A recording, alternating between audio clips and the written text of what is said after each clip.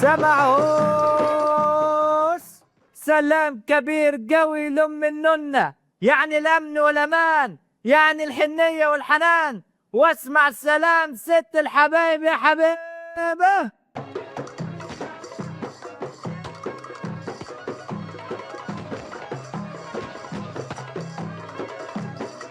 الحمد لله الأمن مش مستتب، وشكلي هجيب النهاردة يجي 5 محاضر تسوس في أسنان النمل.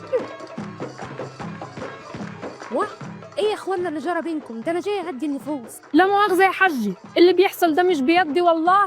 يعني يرضيك يعني يمك كل يوم والتاني ينخرب فيي؟ ده انا حتى لسه اسنان لبنيه. يا ابوي ايه يا جدع الكلام المسخ اللي بتقوله ده؟ انت ما تقدرش ان دي شغلانتي ولا ايه؟ انا اول ما بعطر في بواقي لبن او عصير في اسنان العيل لازم انخربه فيه طوالي. بقى كده انزاحي كده يا حجي، تعالى بقى.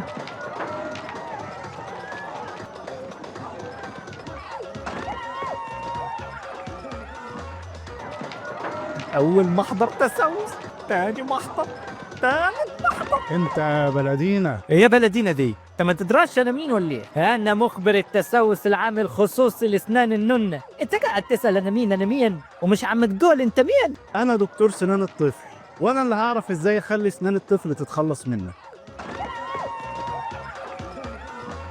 انت ازاي سكت على اسنان طفلك كل ده؟ انت ما تعرفيش ان اسنان طفلك ممكن تسوس وهو عمره سنه؟ لازم تغسلي له اسنانه مرتين في اليوم وتبطلي ياكل حلويات خالص. تمام يا دكتور، موتوا يلي يجيكوا الشعلة.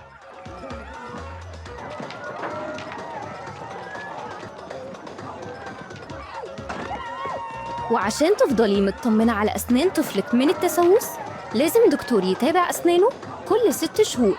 شاركينا في التعليقات، بدأتي تغسلي أسنان طفلك من عمر كام؟